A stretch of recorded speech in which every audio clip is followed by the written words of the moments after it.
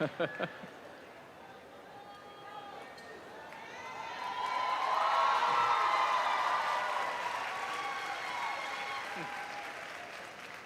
evening. I want to welcome all of you to the Presidential Distinguished Speaker Series. This is the first in 2026.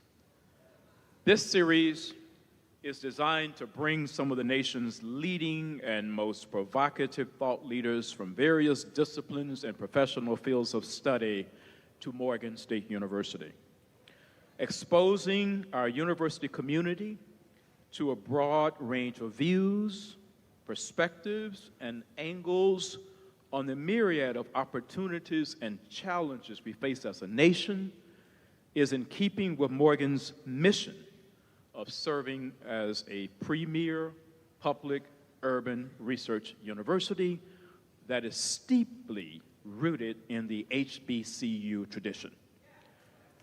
This series is designed to promote what we called mind expansion, to enable you to wrestle with issues of the past, the challenges of the present, and the possibilities of tomorrow. You know, it was the best of ideas that led us to believe that one day we would be able to fly an airplane. It was the best of ideas that led to President Kennedy's goal of America's landing on the moon. And it was the best of ideas that initially led to major healthcare reform in this country for the very first time, moving us closer to a society where no one would be denied a doctor if he or she couldn't pay. But we all know what? We all know that that has now changed. The dare to think critically and to challenge common thinking is what this distinguished presidential speaker series represents. In this series, we seek out individuals who are on the cutting edge of thought, research, and innovation. Individuals who have the ability sometimes to see around corners, and individuals who are able to imagine an America that is inclusive, an America that is equitable and fair, an America that is just, and an America that is indeed embracing of all of its people. In so doing, we are showing our students in particular here at Morgan what it means when we say unapologetically that we are growing the future and leading the world.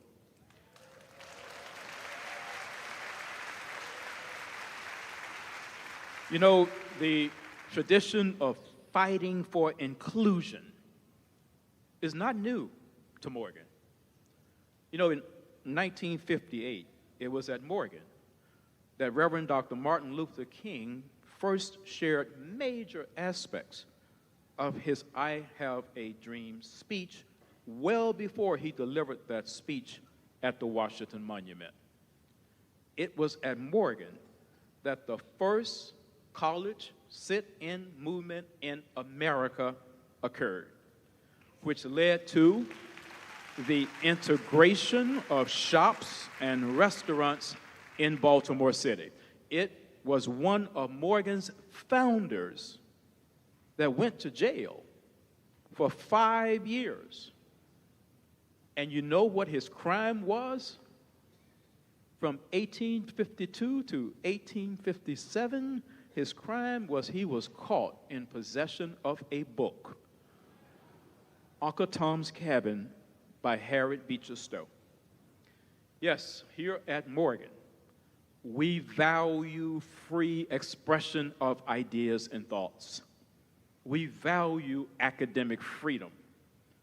We remain open to diverse voices. As president, I understand all too well the importance of our students being exposed to multifaceted points of view. For such views often lead to greatness in thought and to greatness of possibilities. And so tonight's series is designed to hear from an incredibly powerful voice in our nation, Angela Davis.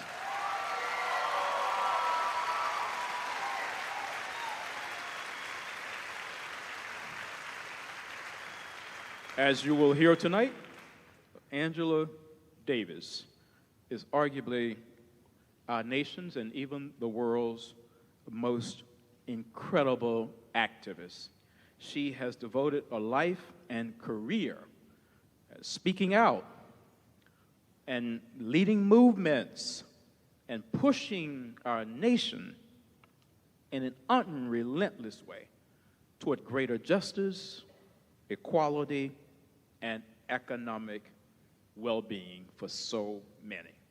And so I have the honor now of bringing forward one of our remarkable students who is a member of the President's Leadership Circle, Selah Brashear, a sophomore majoring in biology pre-med, who will officially introduce Angela Davis. Selah?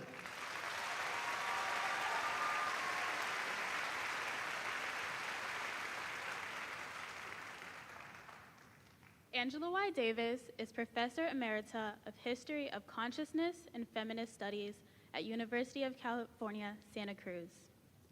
An activist, writer, and lecturer, her work focuses on prisons, police, abolition, and the related intersections of race, gender, and class. She is the author of many books, from Angela Davis, An Autobiography to Freedom is a Constant Struggle, to her most recent books, including Abolition, Feminism Now, written with Gina Dent, Erica Meaners, and Beth Ritchie, and a book of essays entitled Abolition,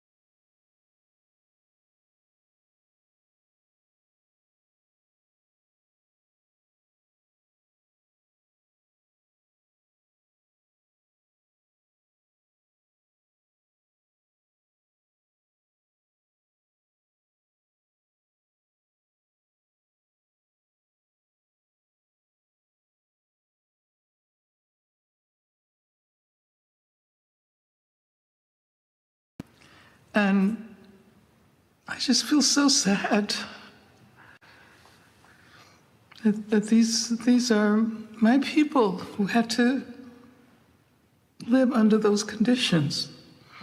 So, you know, it makes me realize what a miracle it is that we're here now. Oh my God. And this is yesterday.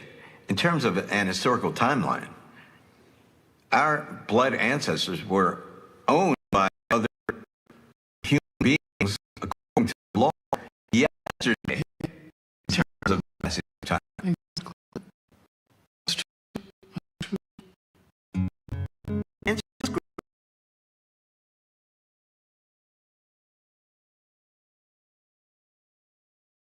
Center of a fascinating story.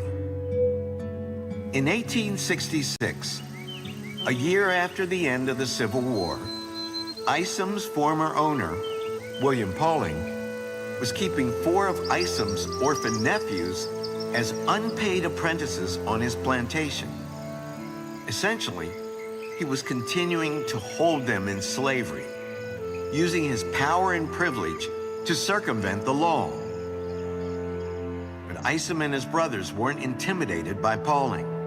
To the contrary, they went to court and filed a complaint against him. That's great. Runs in the oh family. My God, absolutely. I'm so happy to see that. Isn't that cool? Yes, yes. I mean, these are people who had been kept in bondage. And in 1866, they were saying, Right. we are going to use the mechanism of the law Absolutely. against this racist who's got these kids. And they figured out how to do it. They figured out how to do it. They brought an actual complaint. It's amazing. Wow, wow. Unfortunately, Angela's ancestor faced steep odds. At the time, former slave owners all over the South were trying to keep black children on their plantations as free labor. The practice was so common that the judge who heard the family's complaint saw nothing wrong with it. I thought it was a capital arrangement for such children and the best thing that could be done for them. I do not think that any good will result from the angry and frivolous complaints of the uncles and aunts of such children. They can do nothing for them, and they do not know what is best for them or for the children. The judge presiding over your relative's case sided with the planter. That doesn't surprise me. He endorsed Pauling's desire to have your relative stay on as his quote-unquote apprentices, stating that Isom and his brothers did not quote-unquote know what is best for them or for the children. What do you imagine your great-grandfather and his brothers felt at that moment? Well, you know, I'm sure that they were extremely angry. They were the uncles of these children who were being exploited, who were being turned into slaves. And so, is this the way it ends? Happily, this is not where the story ends. Less than a year later, the Freedmen's Bureau, federal agencies stopped part of African Americans, intervened on Isom's behalf, ordered his nephew be released from their oppression. Finally. So, Your great-grandfather, born and raised in slavery, pulled off oh. country less than 2 years after he came free. That's on. So do you see a little bit of his DNA tricked down the family bureau? Absolutely. Definitely. I'm happy to find that there's a TV resistance there. There is definitely. Because like I'm trying to do since I was a teenager. You can natural mind. Yeah, and I know what the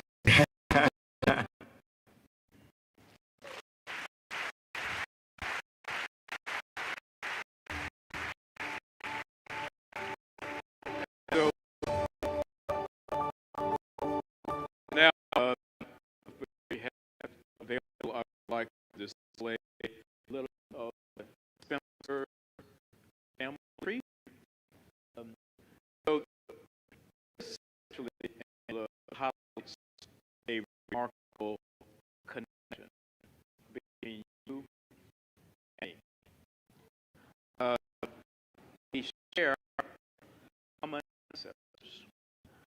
Isom and Mary Spencer, you just heard, were your great grandparents. And Isom and Mary Spencer were my great grandparents.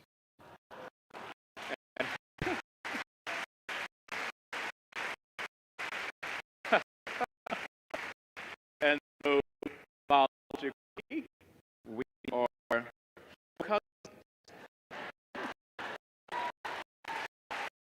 And a little bit of resistance also goes through me as well, right?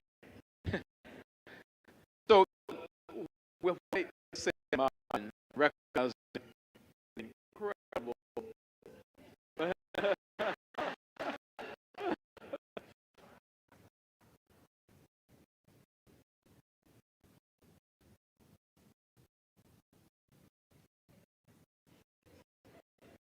yes. Yes. So very it's your poetry. Well, yes. Right? So, and both of us are receiving education tonight.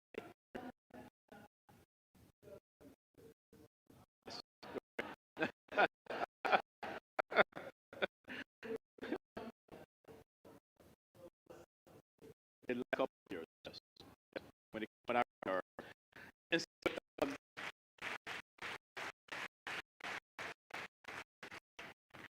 and if just seeing her and the recognizing the incredibly harsh conditions that ancestors endured during time of enslavement, imagine you that they were looking on the conversation tonight.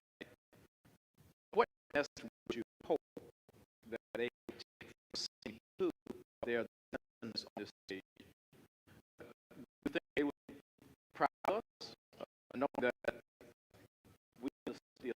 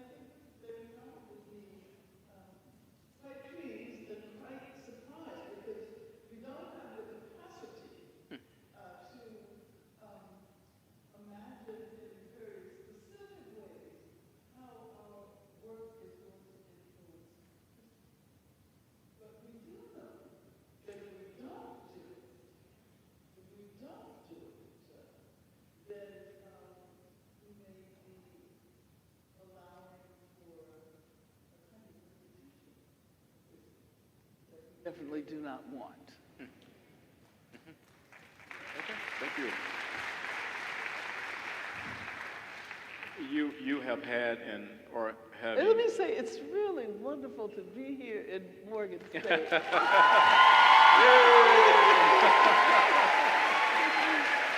I'm just so happy to be in your presence. And we were talking backstage, and Angela could not believe that she had never been here. So she was saying, "I know I have been to Morgan State." So she gave me an assignment, and it is to make sure I go back and just comb through every page of the archives until we find her presence here at Morgan State University in the past. Over the last 50 some odd years, right? And so, Angela, as one reflects on your... I knew it! I knew Look it! at that. Whoa. I knew it! There's the archives. Yes. Look at this.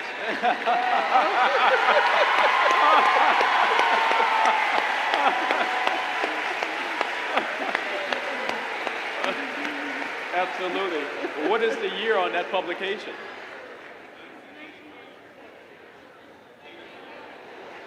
Yes. Okay. Look at this. And of course, it would be the African American News. And there it is. It is, Where's the year? Where's the year here? 1984. And you know what the caption is? Vice Presidential Candidate Angela Davis, right? You see? Look at that. Thank you. Thank you. So,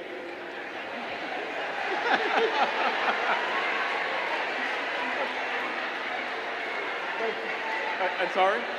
Yes. Me to sign? Okay, she wants me to sign it, okay.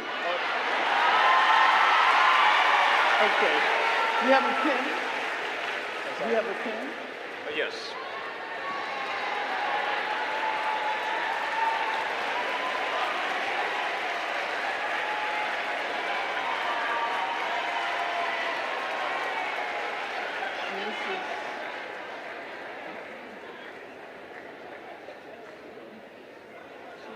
This is 26. Okay. Okay. Here you go. Yes.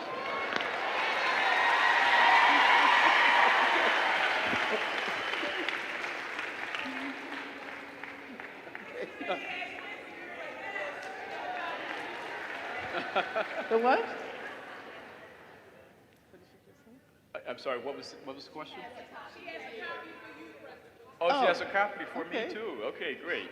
And so you have relieved me of an assignment as well. Absolutely. And so I was just about to really co-opt that one that she just signed, and I was going to officially donate that to the archives, right? No, you know, I had this memory of having been here, and I'm now recognizing why it wasn't more salient, and that is because that was an election campaign. And I was speaking at like 3 different places a day. I mean, I didn't expect to be elected because I was the vice presidential candidate of the Communist Party.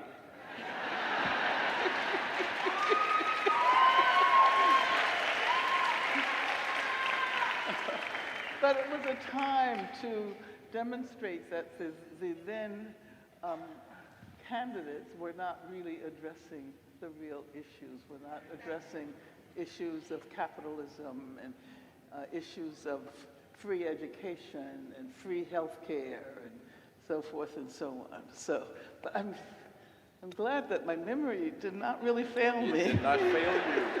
It did not fail you at all. And can you imagine, I hope you can, Vice President of the United States, Angela Davis? Perhaps a missed opportunity. Yeah. You know, I don't know if I would ever really want to be in a position like that. I did it because it was the occasion to raise issues. It's, you know, during periods of election, people are more politicized than at any other time during the year. And so the idea was to build movements. You know, not so much to get elected, but to strengthen movements for equality and justice and freedom. But I have to go back and look in my own archives. I think I may remember, I may be able to ascertain where I spoke before and where I spoke afterwards. So let's But I've always loved Morgan State. May I just say this, David? I, it was my intention when I was younger and in high school, about to graduate, to attend an HBCU. And as a matter of fact, I was accepted by Fisk in their early entrance program. I was 15 years old, and I was ready to go to Fisk. And my father, who had actually studied at Fisk for a while, he went to St. Augustine. So, my mother and father went to HBCUs. My mother went to Miles College in Birmingham. He, I think it was maybe about 2 or 3 days before I was supposed to leave for Fisk, he said, Angela, I'm not sure this is the right decision for you. Because he said to me that he had no doubt about my being able to do the academic work, but he said I wasn't mature, socially mature enough. And then I also have to say that, I got the list of all of the clothes that you were supposed to bring back then. This is like 1958. And, the short formals and the informal and the long formals. And I said, I don't think that's me. So I ended up going to New York and spending 2 years in high school in Greenwich Village in New York, which is where I first read the Communist Manifesto. So I think I was supposed to go to New York. But I had a lot of friends at Fisk, so my social life was still connected to HBCUs. Very good. Excellent. That was really a remarkable story there, and I want to kind of build on that a little bit because you have had and are having just an amazing life and career, and you have moved through so many spaces and moments of sequence. And so, are there any particular turning points, and I think you kind of started down this path, that kind of stand out during the course of your rise? Moments that perhaps first sparked your lifelong commitment, which it has been, to justice and gender equity and Black liberation. So, in essence, I'm asking you to reflect a bit on what really led you to dedicate your entire life and career to activism, or in the words of a Fiskite, the late Congressman John Lewis, your entire life has been about making good trouble. Yeah. So, is there a moment or so where you made that decision consciously? I don't think that there was a particular moment.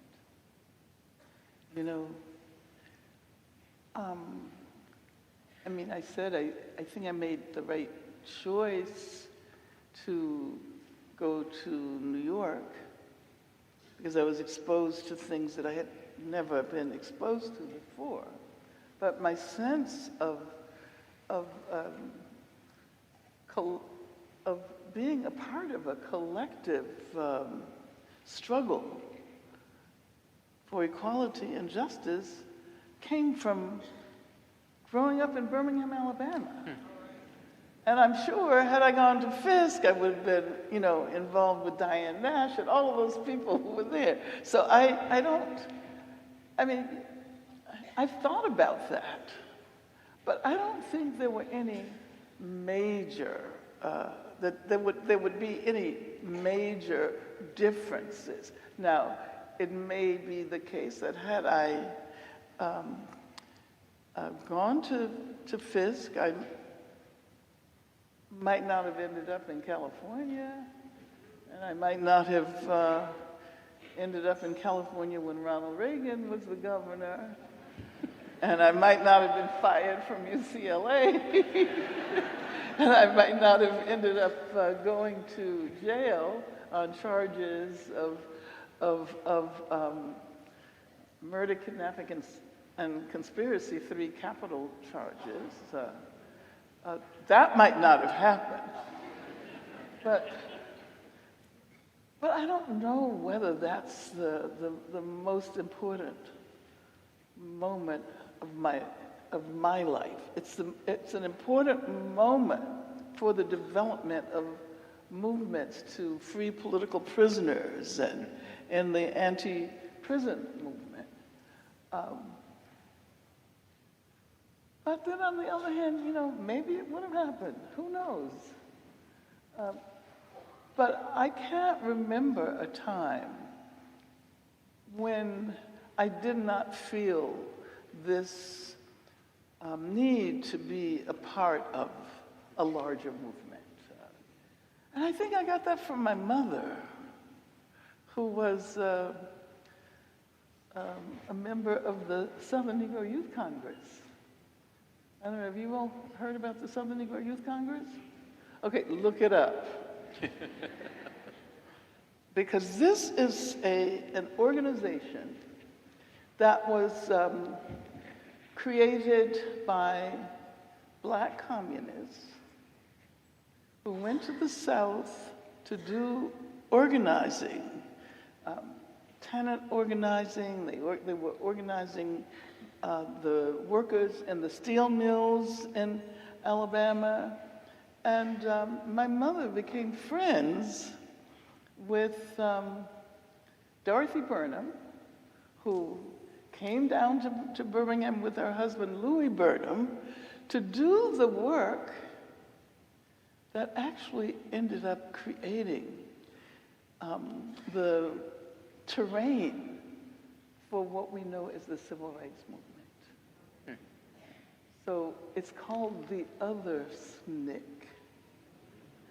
Southern Negro Youth Congress.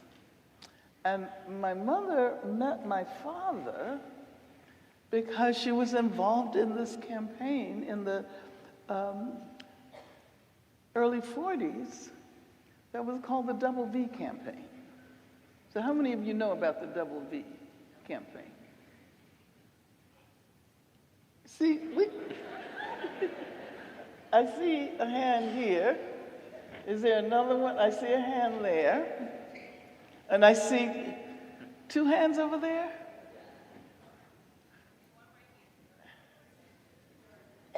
Okay.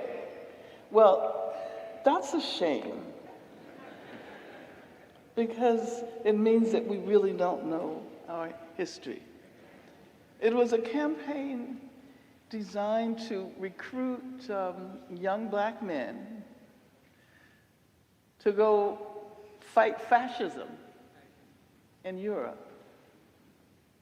But there was another V, that's like victory over fascism in Europe, but also victory over racism at home.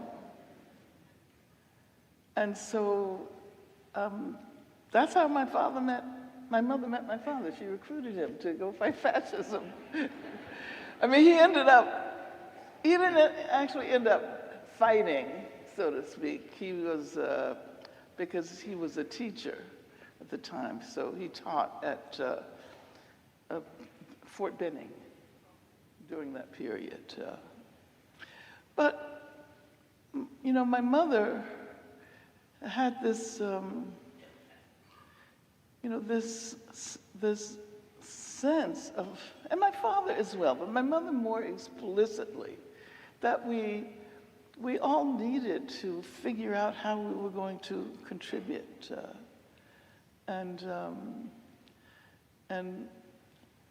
so I'm realizing later that that's how she raised us. Not in this boring way of trying to inculcate a certain notion into us, but by encouraging us to be thoughtful. And I mean, I've told this story many times, and you know, having grown up in the same area where my father grew up a couple of generations earlier, that black kids didn't have access to the things that white kids did, and we could see. We wanted to go to the amusement parks because we could see all of the rides. That's right, sure. You remember that? I remember it all too well, painful. And so, instead of my mother telling us that we couldn't be concerned about such things, she would always say something like this: "This is not the way things are supposed to be, and one day they will be different, and you will be a part of those who make a difference." So she said that to me over, and my other siblings remember her saying that to them as well. So, we grew up with this sense of collective responsibility to create a better world.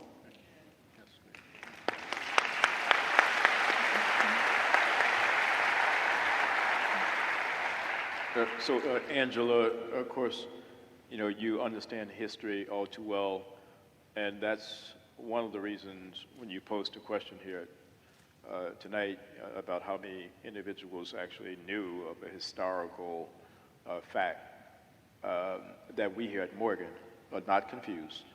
We are not in the business of banning books. We don't ban books. One of our founders went to penitentiary, as I said, for 5 years. And so it is absolutely expected that when students come to Morgan, when they leave here, they are going to have a comprehensive understanding of their history, because we are still going to teach it. Absolutely. Right? So here you are, of course, now in high school in Birmingham, and then you go from Birmingham to New York, and then from New York, you ended up at Brandeis. And so I went back and I read a lot about your experiences at Brandeis, and this is about some of the people and places along the way that perhaps had an influence on shaping your worldview. And I ran across one of your professors there, Dr. Herbert Marcuse. Marcuse, okay, excuse me for that. And so could you share just a bit about the impact, just based on what I read, that he might have had on you as a young scholar? And then are there any other experiences, either in the United States or abroad, that you think also deepen your commitment to activism? Well, if someone had told me that I would be drawn to the work of a German Jewish scholar who ended up in the U.S. as a result of fleeing the Holocaust, if someone had told me that when I was much younger, I don't know what I would have made of it. But when I first, it's interesting because I actually first heard him speak when James Baldwin was on the campus, and he was speaking as well. And I don't usually talk about this, but I mean, I should, because there was a connection. They were both speaking at a rally, because Jimmy Baldwin happened to have been invited to speak at on the campus at a time when the Bay of Pigs, and you know that, right? When that was happening, and I had to tell you that people were fleeing the U.S., they were going to Canada, because a lot of people had the sense that there was going to be, some kind of, major war that, and I can remember that both of them,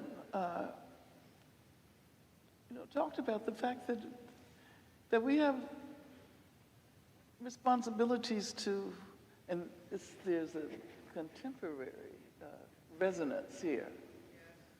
You know what I'm talking about, that we have a responsibility to stay here and to work, and to make certain that the U.S. does not attack Cuba, and which is like 50, 60 years later or more, that responsibility still exists with respect to Cuba. So yeah, I mean, I ended up being really fascinated by German idealism. And I don't think I would have ever been able to predict that. But that is the way it happened.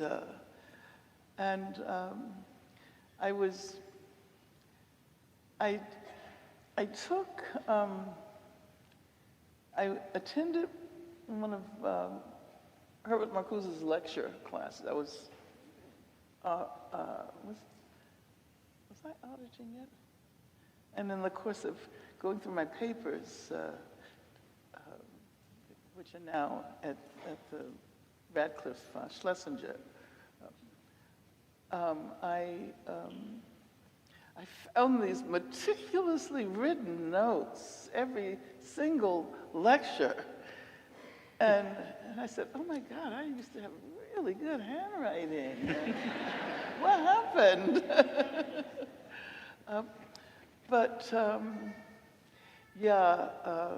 Marcuse, I'll just say a couple of words about him. He was involved with a group of scholars, not only philosophers, but also sociologists and also art historians. And they created the first experiment in interdisciplinary education, which many people assume that interdisciplinarity is relatively new. And when I learned about that, I knew I wanted to study that further, so I actually ended up studying with some of his colleagues at Frankfurt.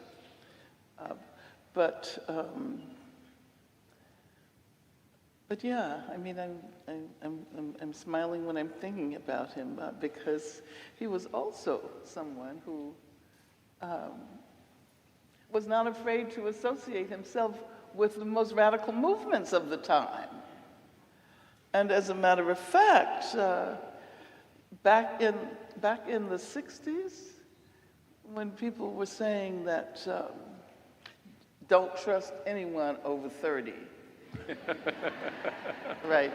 30 was the cutoff. Oh, 30 was the cutoff. But, you know, the same people would invite Herbert to speak at, I mean, he was in his 70s then, I think, to speak at their rallies. And And so I ended up studying with him at Brandeis. And as a consequence, I ended up going to Frankfurt to study with his colleagues at the Institute für Sozialforschung, the Institute for Social Research, it was called. Okay. And that really totally influenced my intellectual development. Because philosophy was seen not so much as a discipline, but philosophy was understood to be a way of expressing hopes and human desires. But, of course, if you know the 11th Feuerbach thesis, right? Right?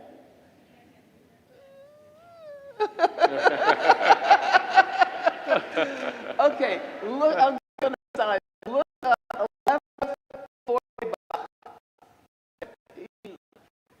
You are the thesis. And I'll tell you what it is. The thesis. Philosophers only interpret the world in various ways. The point, however, is to change it. So that is why I was drawn to that school of thought that not all of them were comments that they actually activism commented.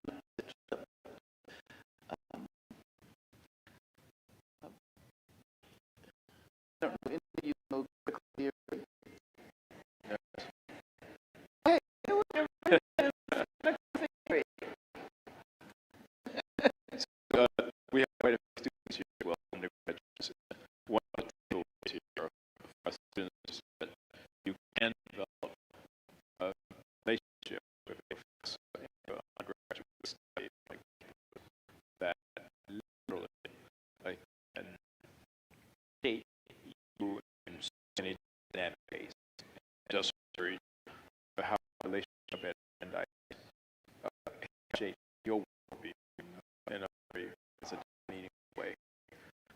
In making my introductory remarks, I spoke about the college in actually started here in Oregon was sitting across the street, the shopping complex, and look on the 1960s, 1970s, look back on those movements you have about your entire career.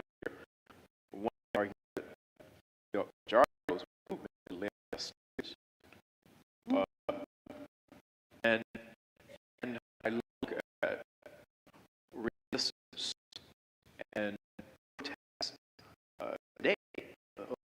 Once you kind of moved on, the Jewish Floyd and the police brutality that led to the unfortunate murder of so many young black men. I'm not really seeing students now leading this the way they led them in the 60s and the 70s.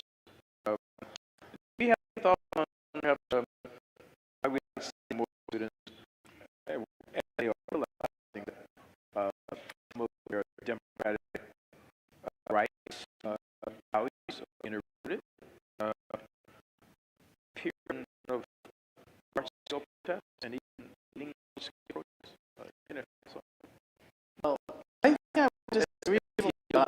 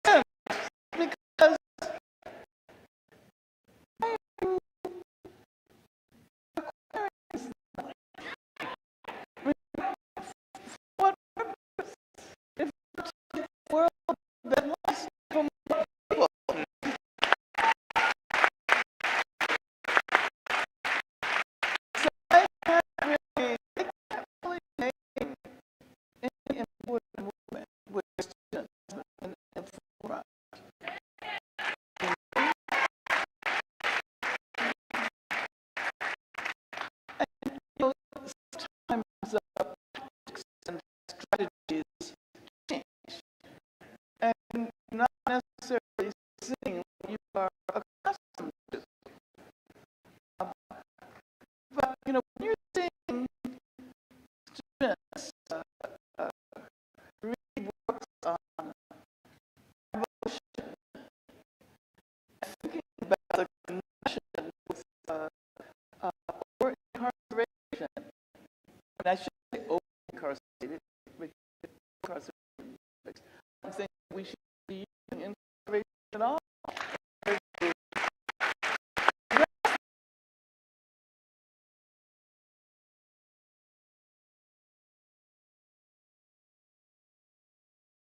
Give and take between students and those who are doing community organizing who come from other places. You know, I always like to think about, I don't like to think about students as special, because that reflects a kind of elitism that has been a part of the university system from its very origins. And I think it's important that we recognize that these institutions of higher learning, these professionalized institutions, are not the only sites for the production of knowledge.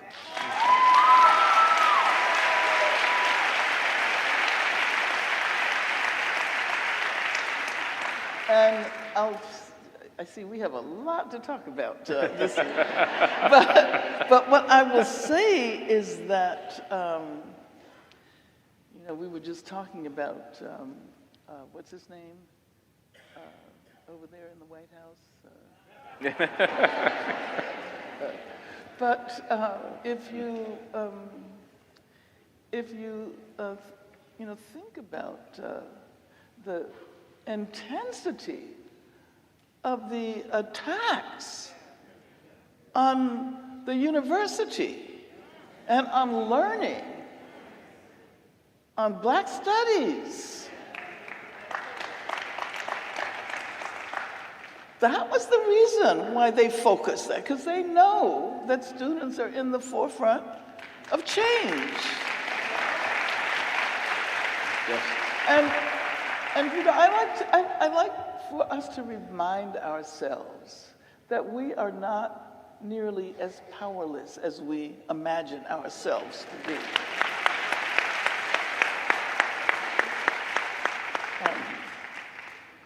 Because, you know, you were mentioning George Floyd, in the summer of 2020, more people went out in the streets than at any other time during the entire history of this country, and that was just 6 years ago. And I still believe that we're in that historical conjuncture that produced those amazing demonstrations. And it wasn't only that people went out to demonstrate, but I'd like to point out that in 2020, we had no idea what we were dealing with in terms of COVID. And people went out in the streets and demonstrated. More white people than ever before went out in the streets and demonstrated, not even knowing how COVID was transmitting, not even knowing whether they were doing so at the possible expense of their lives. That was an amazing moment. And that is why you see the counter-revolution that has activated itself immediately, because they saw the history, the possible future history. And that's why they went for Black Studies first. That's exactly why they went for Black Studies first. Because, not simply because Black Studies addresses the history and sociology and et cetera of Black people, but because of the liberatory content, because of the fact that Black Studies was inspired by revolutions all over the world, African revolutions, revolutions in South America. So that's why I disagree with you on that. And students will continue to do this. In Palestine. And this is amazing. You know, I mean, there are a lot of reasons that I'm really glad that I have lived this long. I mean, not just for the purpose of living, but I get to see this historical moment of Black people all over the country standing up for Palestine.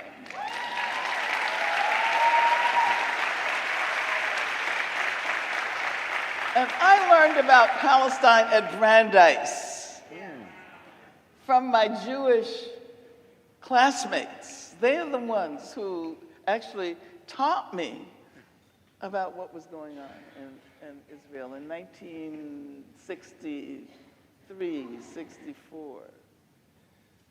So, and I spent many, many years working with people on the margins.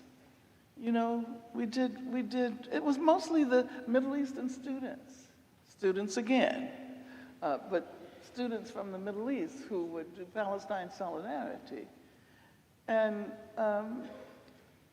I cannot tell you how joyful it makes me feel to be able to bear witness for all of those who are no longer here, who did that work when nobody else was listening. And so, you know, you can't assume that you're going to get immediate results, but who did it because it was right. That's it. I actually have just a couple of more questions, and then I'm going to introduce Dr. Tosin, who will actually come up and ask questions that the audience sent forth. We have about 6 or 7 questions there that have already been prepared. So my next question is about the election of President Obama, of Barack Obama as the first Black president. That was a very historic moment for the country. And so my question from your perspective is, what should we take from that moment? What should we take from that achievement, both in terms of what it accomplished and what it did not? Well, I don't like to think about electoral struggles in isolation from mass movements and mass struggle in general. But I think I can confidently say that Obama was elected because people projected, you know, so many of the collective hopes and dreams that had accumulated over the decades. And I mean, I was happy. I was dancing in the streets of Oakland.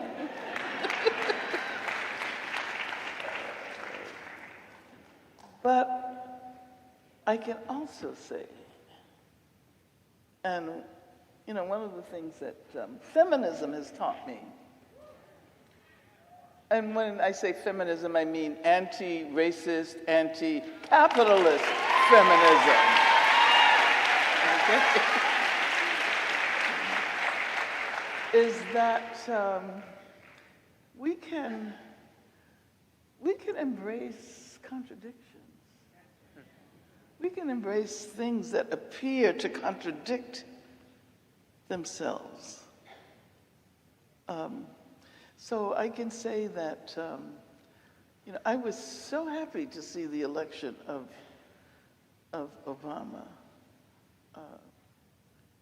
but then I think he could have done a better job. But I also think we could have done a much better job.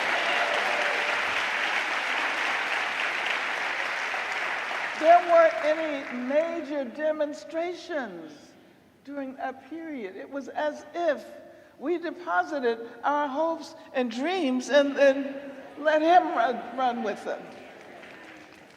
That was wrong. So as a quick follow-up, do you think we missed an opportunity for an Angela Davis style movement during President Obama's 8 years? That it was... Okay, hold on 1 second. Okay. I'm trying to find the microphone. And we may need some technical assistance over here as well. Okay, no, it's okay. Yeah, so I actually read in one of your books where you really spoke, quite convincingly about this, applauding everything that happened during his 2 terms. But you said perhaps we missed an opportunity to create a movement, and the movement would have been somewhat, let's say, more permanent, and what was achieved during that time would not have stopped when he left office. Mm-hmm. Did I kind of characterize that pretty accurately? Let me see. I thought what was the most phenomenal dimension of that whole period was that he was elected when nobody, not even black people, thought it was going to be possible to elect a black president at that time. The Democratic Party didn't even really support him.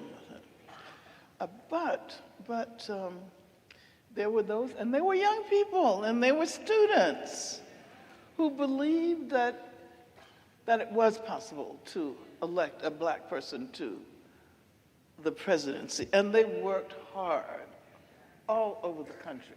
That's the only reason he was elected. Now, okay. So that's the victory of mass organizing.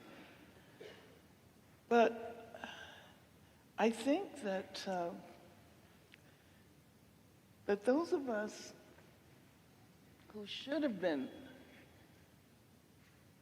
out there organizing demonstrations, I mean, in a sense, Obama invited that when he said that he couldn't do it by himself.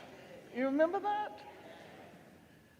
But I think that we just had this sense that, okay, we did our work, and okay, now we can go on about our business doing whatever else we do.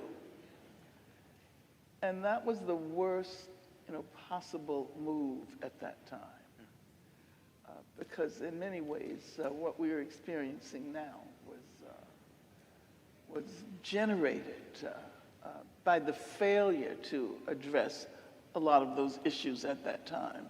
Now, and then I think Obama could have done better. I mean, he could have done better.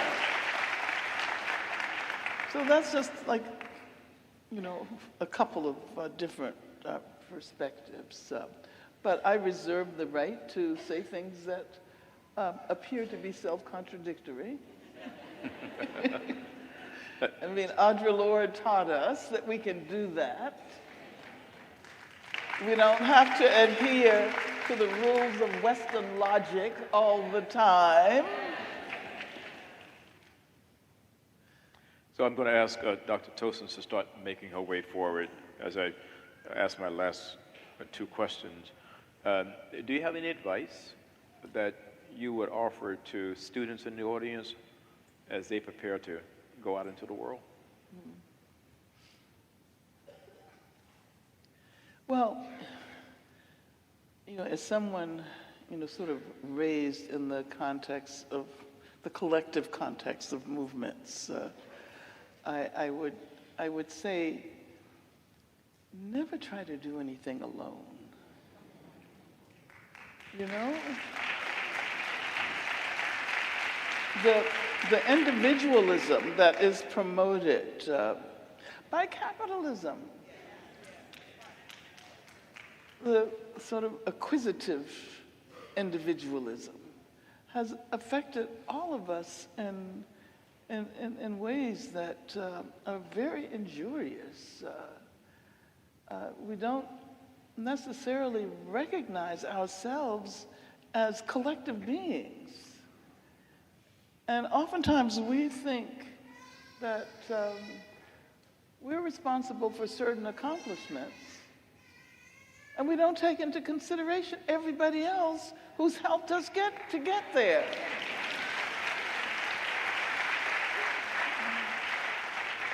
And that book that was mentioned by the young woman who introduced me, Abolition Feminism Now, was a book that was written by 3 people. And it was so difficult because we didn't even share the same training. One person was trained in sociology, and one person trained in, there are 4 people, I'm sorry. Philosophy, myself, person trained in comparative literature, and then someone who's an educator. And so we had to struggle over the meaning of words, and it was such an interesting experience that we thought that because we have been politically active together for years, that, okay, we'll write this book. We started at the beginning of the pandemic. We'll write it in a couple months. But it meant that first of all, we had to not take ourselves so seriously. We had to listen to each person, and we had to be willing to give up ideas because they didn't really make it into, they didn't really help the collective process. And so that was one of the most interesting writing experiences I've ever had. And I would encourage you to think about collective intellectual work. And usually, I know I sat on the, I don't know what you call it, but the Committee on Academic Personnel that gets to make the decisions for tenure and Tenure promotion committee. Yeah. And I sat on that committee for a while at UC Santa Cruz. And at first the practice was that if you worked with someone else, you would only get a fraction of credit for it. So say you wrote a book with 3 people, you would get 1/3. And it's actually much harder. The sciences are different, but in terms of the humanities, and it's such an interesting experience. And so, students, you can create these collective formations in relation to your classes, and not simply count on your teacher, your professor, as the origin, the source of knowledge, but also discover how you yourself come up with really interesting ideas, and don't be afraid of that. So I would suggest that you think collectively and not individualistically in the way we're trained to. And the second thing, and then I promise I will end with this, I do have about 4 more points, but I'll end with this, the second point. I think that I think everyone should try to get involved in some way or another with collective movements. But don't do it just because you think you need to.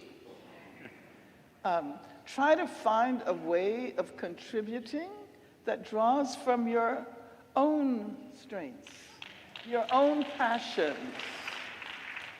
Find a way to contribute what is fulfilling for you as an individual. I'm totally opposed to individualism,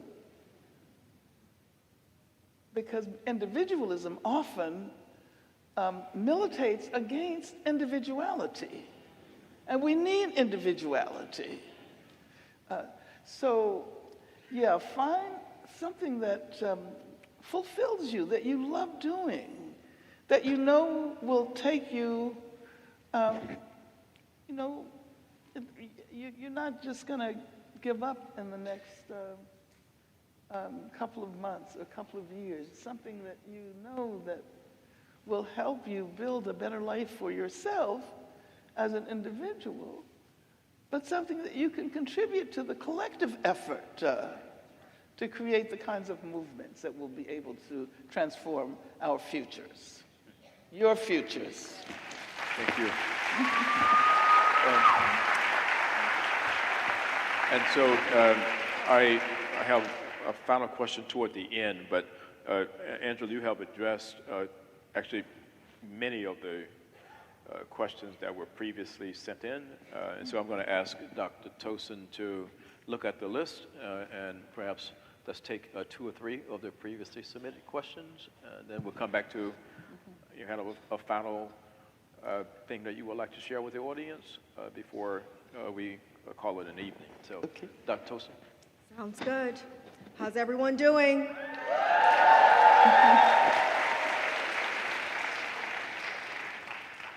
I'm going to take the liberty of this moment to have us give Angela Davis a raucous round of applause.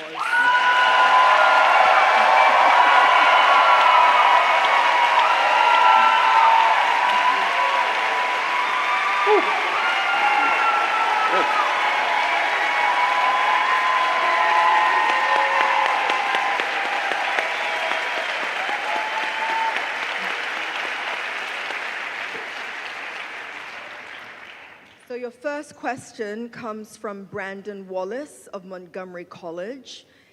Your body of work spans far beyond what is often popularly framed as civil rights, extending into critical theory, political philosophy, prison abolition, feminism, and transnational studies. Given the depth and breadth of your scholarship, do you ever find it limiting to be primarily characterized as a civil rights advocate in public discourse? And how do you navigate or challenge that framing?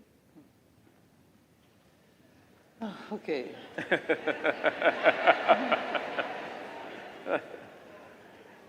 We could talk about the politics of representation, representational politics, and how that shifts from moment to moment, because I can tell you, where's the person? Is that person here? Oh, I'm sorry, I can't even see up there, so I may not be able to see you. But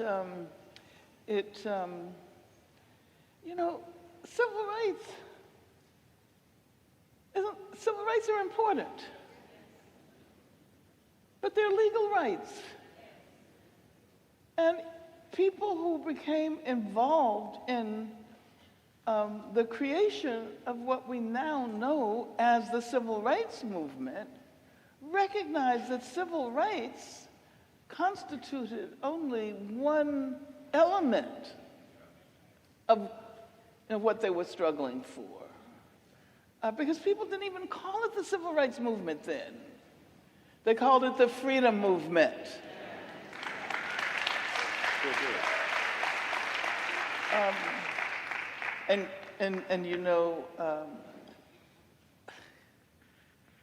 in many ways, calling me a civil rights person or whatever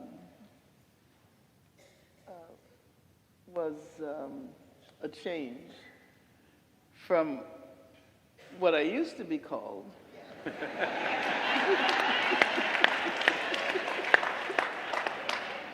I mean,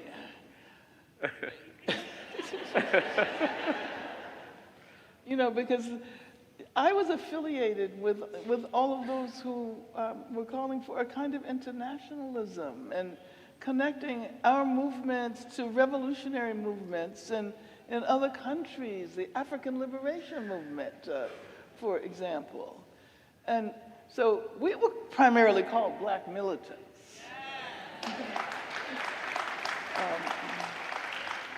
I mean, I never called myself that, but that's what we were called, because it was a lot more complicated. You know, not that I would not identify as a black person involved in militant struggle, but it's just that these labels had a way of defining you. And so black militants were definitionally anti-white. And to this day, there are people who accuse me of being anti-white. And, you know, I've always been involved in multiracial organizations, and I mean, I don't have to defend myself there. I really don't. But I think the person should recognize the politics of these terms and the representational politics at work. But talk to anyone who was involved in the movement back then, and they will tell you that we were involved in a freedom movement. Civil rights constituted one dimension of that freedom movement. But, you know, like June Jordan said, you know, if we have the right to go in and sit at this lunch counter, but we don't have the money to buy the lunch,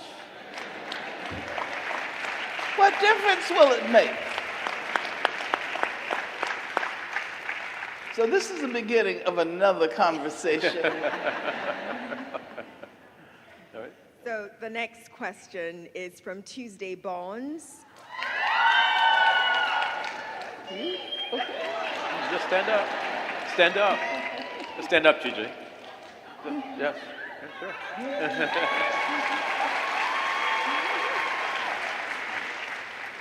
She is an applied sociology and social justice doctoral student at Morgan State University. Wow. And her question, looking back on your decades of activism, how has your understanding of justice evolved, and what core principles have remained constant? You know, that's a really good question. Thank you. Because I try to, you know, disentangle my, you know, because we always want to think that we're as smart now as we always were. But that's not true. And only time, only history can make issues more salient so that you recognize them. And I always like to point out that if someone had told me 20 years ago that there would be controversies over pronouns, you know, I mean, no one can predict that. And so what I've tried to do is to be as open as possible and to recognize that things are going to change. Our very conception of what counts as freedom is going to become more expansive. But if we are not open, we miss the hints, we miss the ideas that begin to animate collectives. And you know, I think there are some constants, and the constant is freedom. I mean, I've never given up on freedom. Never. But my idea of what counts as freedom has changed over time as a consequence of the movements that have developed. And I think that is what is so amazing, that we cannot know. And of course, living in a country like the US, we want to know everything. That's that acquisitive individualism that is linked to capitalism. So we want to know what's going to happen next year and what's going to happen 5 years from now. I mean, they even ask you that if you apply for a, some kind of a grant, don't they? From a foundation. What is the 5-year outcome? What is it? But they never ask you, what is the 100-year outcome of the work that you're doing? And I think that we have to think we have to become more larger than they want us. We have to become larger than they want us to be. We have to imagine ourselves as greater than the single individuals that we are. And we do it not by colonizing the rest of the universe, which is what the billionaires are trying to do now. They're trying to figure out, because they know that they have basically destroyed this planet. And you are the only hope. You're the only hope to keep this planet Earth habitable. I mean, that's one reason why I said, oh, I'm sorry, I know this is a beautiful bottle of water, but I've stopped drinking water out of plastic. Because plastic is destroying the oceans. Microplastics are in all of the animals, including human animals, including ourselves. So we have to start thinking in those terms as opposed to the kind of often myopic ways in which we think about how we might make contributions, and we think about them as individual contributions, and we don't necessarily link it to saving the world for all of, not only animals, but for plants as well. So I guess I would say that the thing that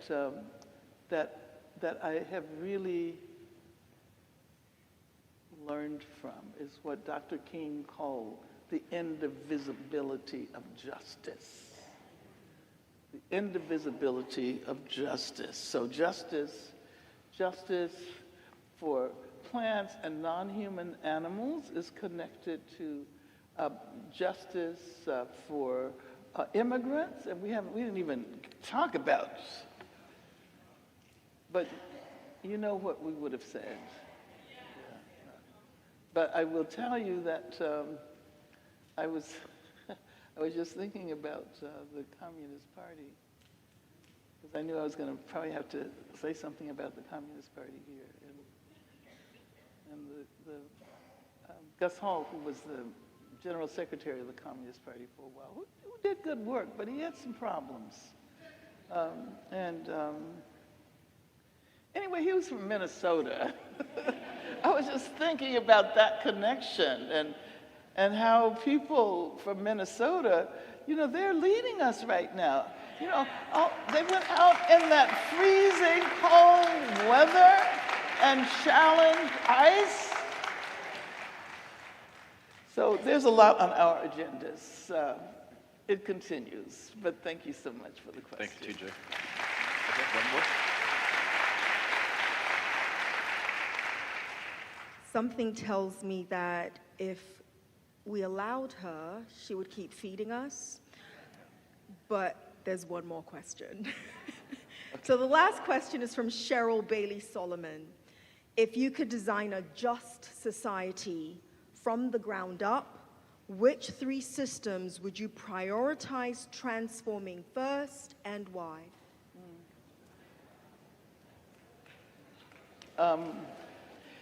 I've been trying to be critical of the Western logic that affects the way we all think.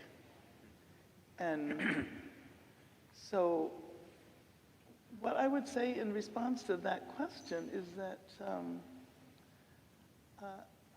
first of all, I'm not the person who should be doing that. We should all be doing it together. And yes, collectively, absolutely. And that collective sense of what we want the future to look like should be what animates us in our activism, whether our intellectual activism or our more political activism. That is what should be animating us today. Now, I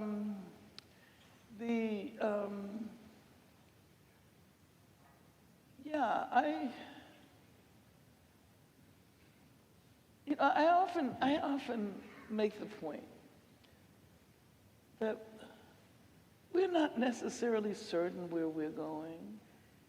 No one could have predicted this particular moment.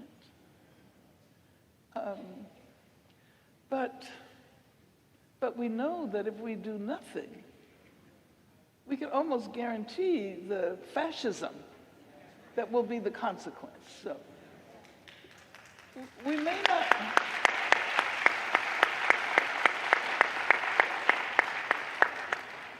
And, we may not always have the answer, but we can learn how to hope and dream together. And I think that music helps us do that. And the history of this Black liberation struggles, especially in this part of the world, in this hemisphere. So I'm including the Caribbean, I'm including South America,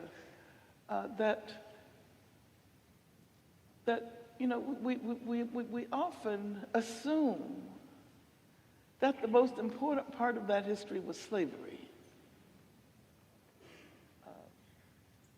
And slavery characterized, 400 years of our history. But it wasn't the slavery that was most important. Because a lot of people have been enslaved. Black people, we're not the only ones who have that history. But I think what's significant about our history in this part of the world is that, somehow Black people figured out not only how to survive and resist, but how to produce beauty in the process.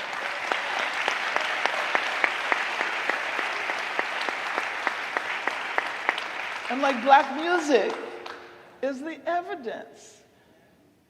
I don't think you can go to any place on this entire planet that has not been moved by Black music.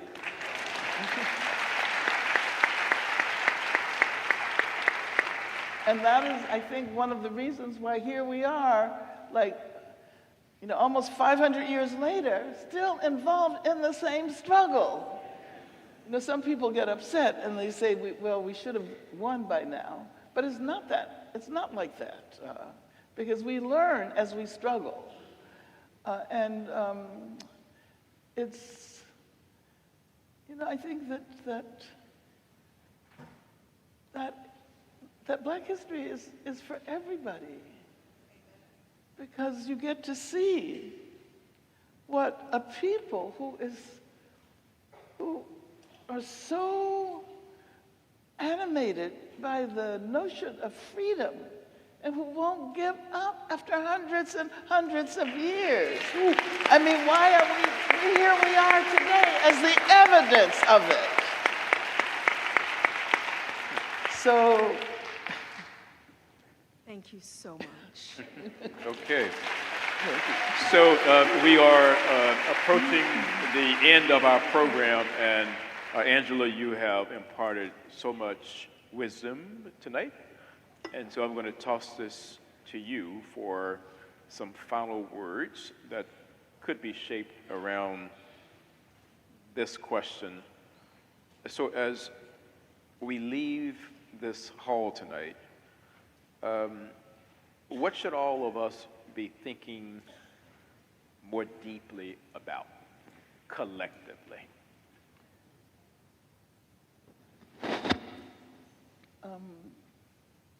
Well,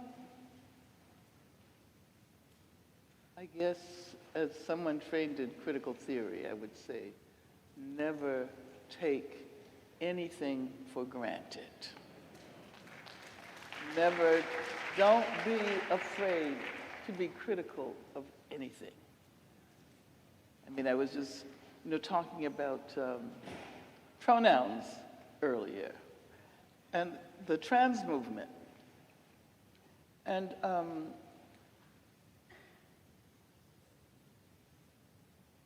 we could have never predicted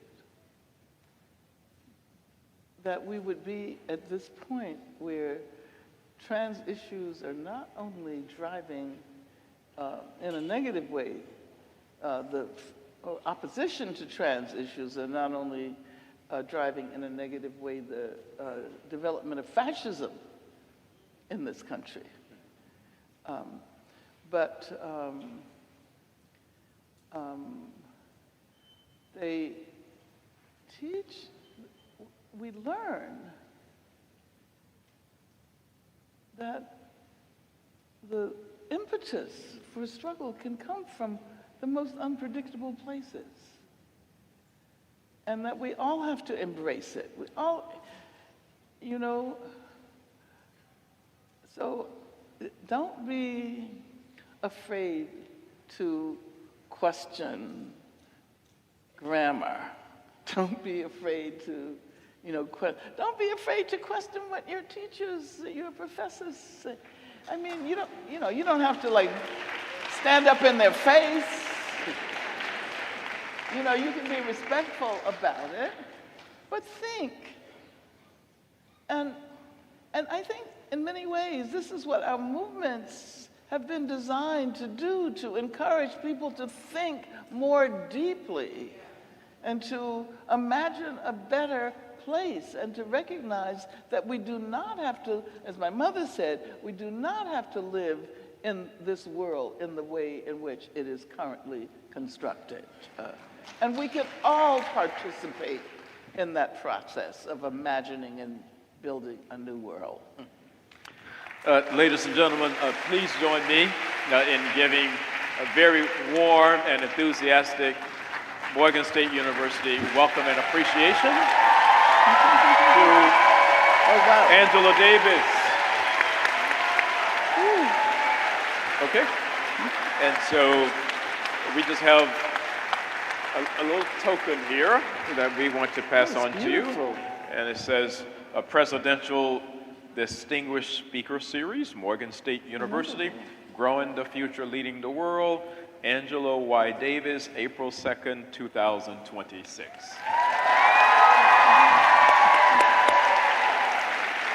Yes. Okay, thank you. Yes.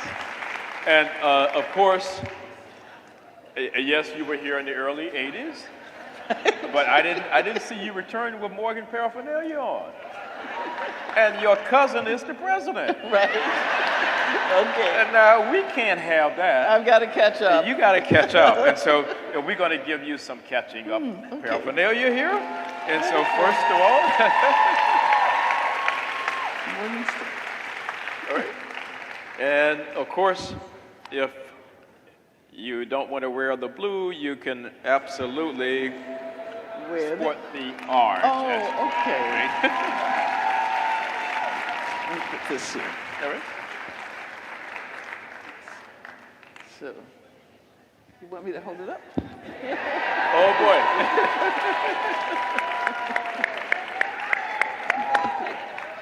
So please join me once again in thanking Angela Davis for coming to Morgan State University. Angela. Oh, that was great. Okay, I just got to get my stuff.